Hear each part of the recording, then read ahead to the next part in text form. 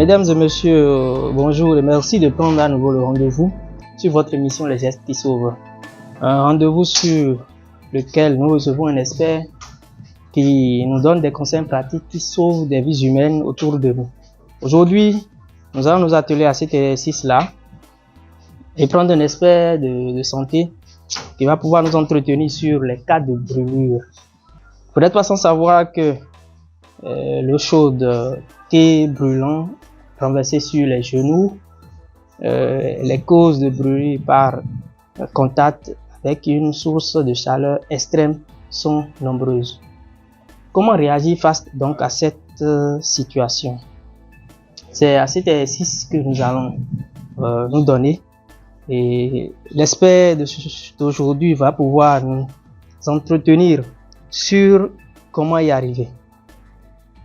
Nous avons devant nous le docteur, Jacques Bafla, médecin généraliste à l'hôpital de zone à la date Fosé. Docteur, bonjour et bienvenue.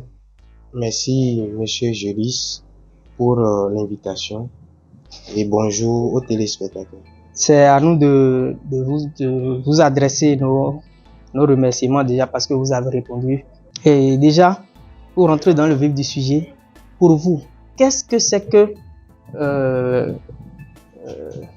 la brûlure?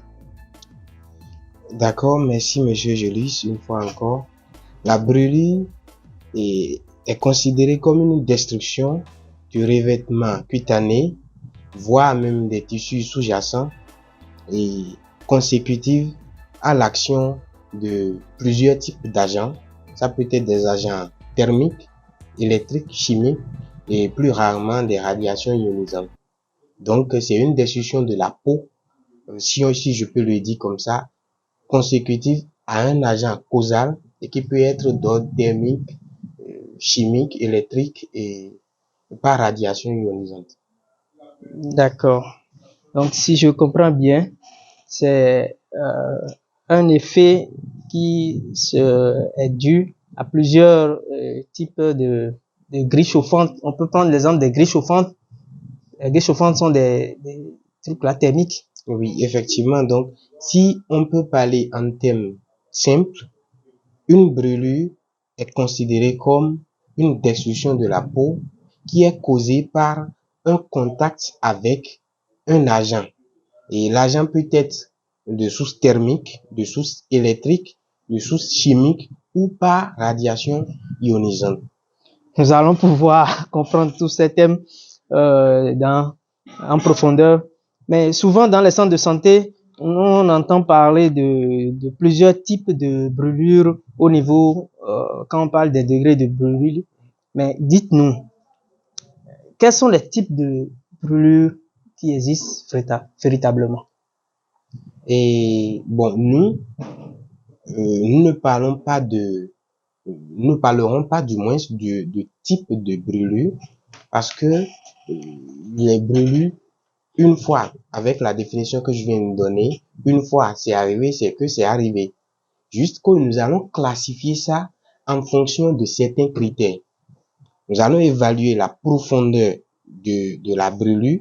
Donc, ça nous permet d'avoir plusieurs types ou plusieurs degrés de brûlure en fonction de la profondeur. Nous allons évaluer aussi par rapport à la surface, l'étendue de la surface atteinte et de la partie qui est atteinte aussi. Donc, il y a 3 types de classification qu'on peut faire à ce niveau. En ce qui concerne la profondeur et ou la surface corporelle atteinte ou la partie atteinte, nous pouvons maintenant classifier ces brûlures en premier degré, en deuxième degré superficiel, deuxième degré profond et en troisième degré. Merci beaucoup pour votre explication. Mais il est souvent rare de constater que les gens, quand il y a ces cas de brûlure, les gens versent de l'eau fraîche ou soit passent des pâtes dentifrice sur la peau pour calmer la douleur. Est-ce que c'est conseillé? Merci une fois encore. En ce qui concerne les brûlures, avant de répondre à votre question, je dirais que comme ça concerne la peau, il va falloir dire quelques rôles de la peau pour pouvoir connaître l'importance d'avoir au moins quelques notions sur ce qu'est la brûlure. La peau, pour nous, c'est la première barrière de défense pour l'organisme. Et c'est l'organe le plus lourd. Ça pèse environ 4 kilos. C'est l'organe le plus lourd. Et la plus vaste superficie qu'on peut avoir, environ 2 mètres carrés chez un adulte. Donc, ça recouvre tout le corps. C'est l'organe le plus long et le plus lourd. Et ces rôles, comme je l'ai dit, ça joue le rôle de barrière contre les agents en contact. Ça joue un rôle dans la thermorégulation, ce qui fait que nous transpirons. Ça joue aussi un rôle dans la circulation. Nous parlons de l'hémodynamie. Et donc, il y a plusieurs rôles que joue la peau. Donc, une agression d'un organe aussi noble n'est pas sans conséquence sur tout l'organisme. Et ceci étant dit, une brûlure ne doit pas être prise à la légère comme nous avons l'habitude de constater. Et ce qui est courant que vous venez de dire, l'application soit de l'eau fraîche ou bien des pâtes dentifrice. Et je vais vous dire que c'est carrément très mauvais pour ceux qui l'appliquent, malgré qu'il y a ce mythe que nous maintenons depuis des lustres. Et le cas de pâte dentifrice, ça garde la chaleur. Donc, une fois qu'on applique ça sur la peau, au lieu de libérer cette peau, nous conservons la chaleur qui est déjà entrée en contact avec l'individu lié à cette brûlure.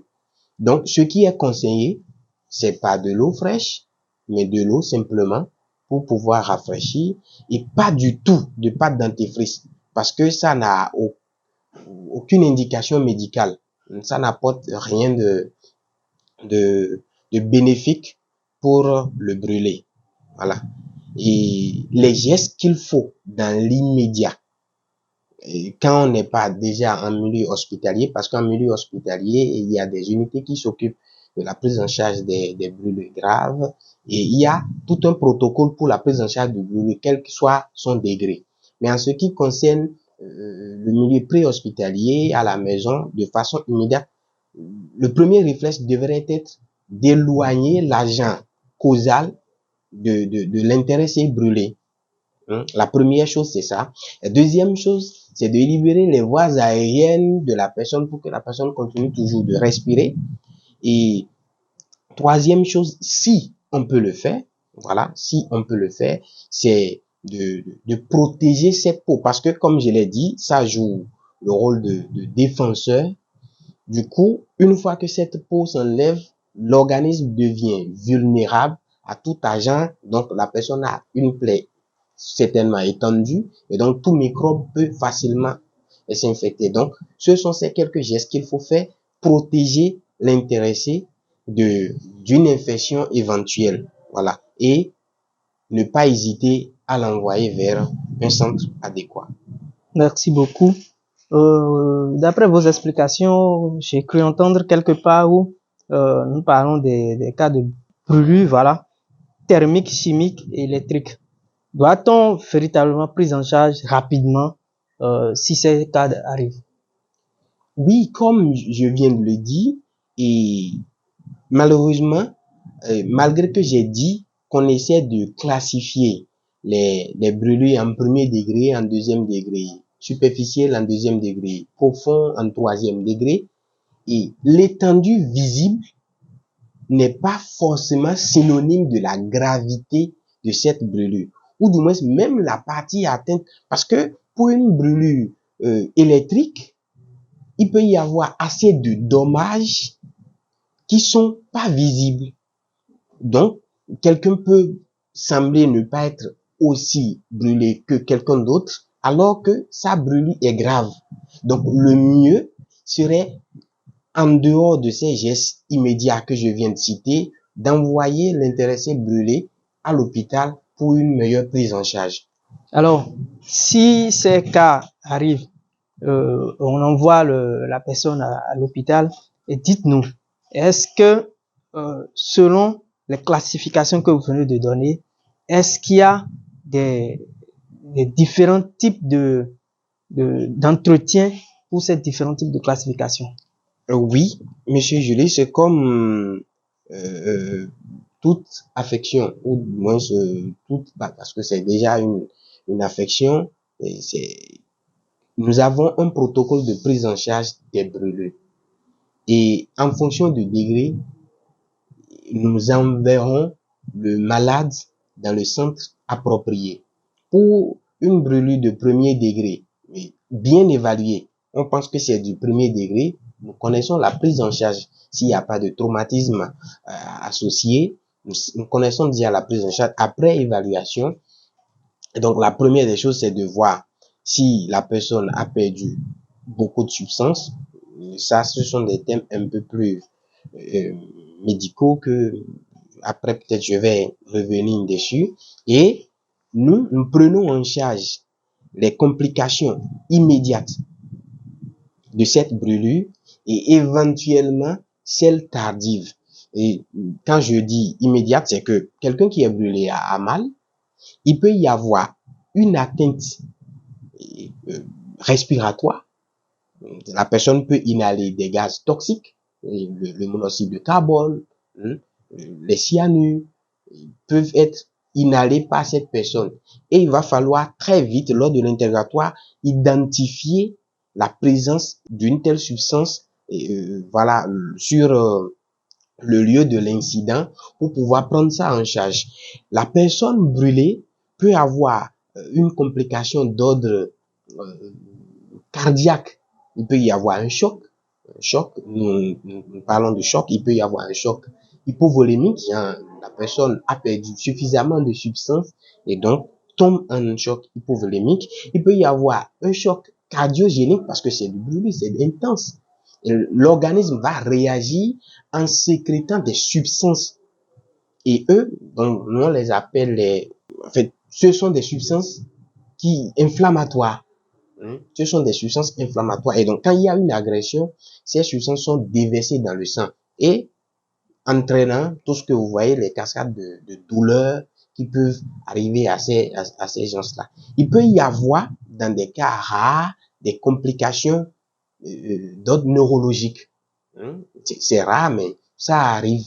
Donc, une personne brûlée peut avoir des complications respiratoires, peut avoir des problèmes cardiaques, donc des complications d'ordre cardiaque, d'autres neurologiques et autres.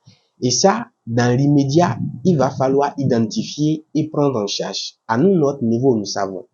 Première chose que je vais vous dire et qui se fait dans les contrées qui n'est pas forcément indiqué, c'est le fait de vouloir toutefois refroidir cette personne. On pense que la personne a besoin de la fraîcheur, mais c'est une très mauvaise habitude parce que la personne va tomber en hypothermie. La peau étant cette barrière, comme je l'ai dit au début, est là pour voir si la température est trop, elle prend le choc. Et si la température est très basse aussi, c'est elle-même qui essaie aussi de nous protéger contre le froid. Et une fois que lors de cette brûlure, cette peau n'est plus là, si vous exposez le brûlé à de l'eau fraîche, il va tomber en hypothermie. Il y a une complication difficile aussi à gérer. Donc, nous essayons de libérer les voies aériennes, permettre à la personne d'être dans de l'air ambiant, pas dans la climatisation comme on pense. Nous prenons très vite les voies veineuses et nous essayons de commencer en même temps le remplissage. Nous parlons de réhydratation ici parce que lors des brûlures, il y a beaucoup de pertes de substances. En fait, beaucoup de liquides sont passés. J'ai pas eu le temps de vous dire chaque degré ce qui est, sinon vous verrez l'importance de cette prise en charge des complications que j'appelle immédiates. Et d'autres complications qui surviendraient plus tard, lorsque les autres sont pas bien prises en charge, ou même s'ils sont pris en charge, le degré de la brûlure fait que, voilà, forcément, ils vont survenir. Ce sont ces complications tardives comme les infections et donc les chocs septiques peuvent venir plus tard. Et donc, c'est une pathologie pluridisciplinaire qui va nécessiter la présence de réanimateurs, des médecins urgentistes et éventuellement des chirurgiens parce que il y a des brûlures qui laissent des séquelles. Donc, il peut y avoir des séquelles fonctionnelles comme les handicaps. Il peut y avoir des séquelles entre griffes esthétiques. Donc, on aura besoin d'une chirurgie réparatrice. Voilà, c'est une prise en charge beaucoup plus globale qu'une prise en charge qu'on peut faire à la légère. Merci beaucoup pour votre explication. Eh bien, dites-nous, on dit que après les brûlures, les cas de brûlure, il y a les cicatrices. Est-ce que quelqu'un qui a vécu ce cas-là peut guérir de ces cicatrices? Bon, la survenue des cicatrices dans les brûlures, je ne sais pas si vous parlez de simples cicatrices, si ce sont ces cicatrices qui peuvent être invalidantes, et ça ne survient pas sur tout type de brûlure. Il faut qu'une partie, comme je l'ai dit tout au début, la peau est subdivisée en minimum 3 parties. Donc, plus nous allons en profondeur, ces tissus sous-jacents, leur atteinte ne permettent pas une cicatrisation du milieu vers l'extérieur. Du coup, qu'est-ce qui arrive? C'est pas une cicatrisation instantanée. C'est seulement les peaux qui sont autour de la partie atteinte qui commencent leur cicatrisation. Ce qui fait qu'ils vont essayer de retrater le membre ou l'articulation qui se trouverait dans ces parages-là, dans le but d'une cicatrisation. Donc, du coup, pour une brûlure profonde, on a beaucoup plus ces cicatrices qui, non, sont pas fatales, hein. On peut les réparer à l'aide des chirurgiens esthétiques, ceux qui sont les plasticiens là. Donc, ils peuvent effectivement être guéris de ces cicatrices. D'autres, ça peut être lié à, si c'est une brûlure profonde, comme je l'ai dit, la cicatrisation n'étant pas immédiate, on fait recours au greffe pour permettre à ce que ça soit vite fait et qu'il n'y ait pas ces handicaps après guérison. Voilà, donc ça se prend en charge, mais ça ne survient pas sur tout type de brûlure. Si c'est une brûlure superficielle, non, on n'en a pas besoin.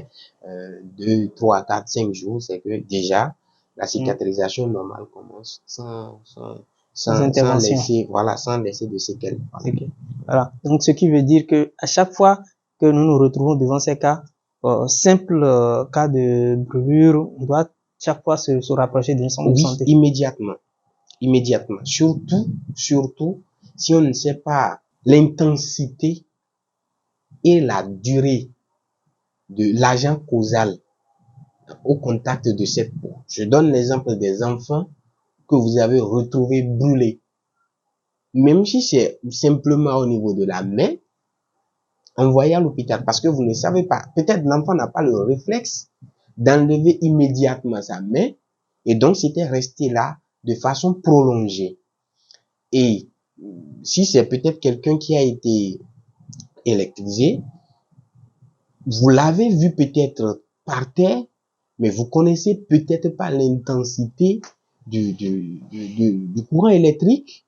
Vous connaissez pas pendant combien de temps la personne était en contact avec l'agent qui cause cette brûlure. Donc le mieux, aucune brûlure ne devrait être négligée, laissée à la maison. On peut venir à l'hôpital et après évaluation, le professionnel de santé dit c'est pas aussi grave et dans les jours à venir en même temps, les jours qui suivent du moins, on libère le patient que de rester à la maison et attendre effectivement le dernier moment lorsque les complications sont déjà là et revenir à l'hôpital.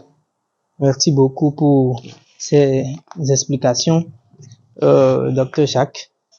Voilà que nous sommes à la fin donc de cet entretien. Quel conseil avez-vous à donner à ceux-là qui nous écoutent pour que devant ces situations, qu'ils savent le comportement, le geste à adopter pour que cela ne soit pas aggravant dans les jours à venir. Et le seul conseil que j'ai à donner, c'est que quand on dit brûlure, c'est grave. Quelle que soit la source, que ça soit thermique, lié à de l'eau chaude versée, de l'huile, de graisse, tout agent, si c'est thermique, électrique, chimique avec les soudes caustiques ou des acides, ainsi de suite, ou des radiations ionisantes, il faut forcément s'adresser à un professionnel de santé qualifié qui saura vous dire où aller. Et ce que vous pouvez faire dans l'immédiat, c'est éloigner l'agent qui cause du brûlé, libérer ses voies aériennes. Si vous pouvez faire l'intubation mécanique, si vous êtes professionnel de santé, vous pouvez le faire. Dans le cas où vous ne pouvez pas le faire, mettez la personne dans une posture où la personne peut continuer toujours pas respirer. Adressez-vous à l'hôpital et là, la prise en charge serait précoce, rapide et sans séquelles. Merci beaucoup, docteur. Je rappelle que vous êtes docteur Jacques Bafla, c'est bien sûr, médecin généraliste à l'hôpital de zone à la Gare-Fontaine. Nous disons merci à tous ceux-là qui sont restés à l'écoute donc de cette émission. Prenez donc le prochain rendez-vous. Ce serait dans la semaine prochaine. Bye bye.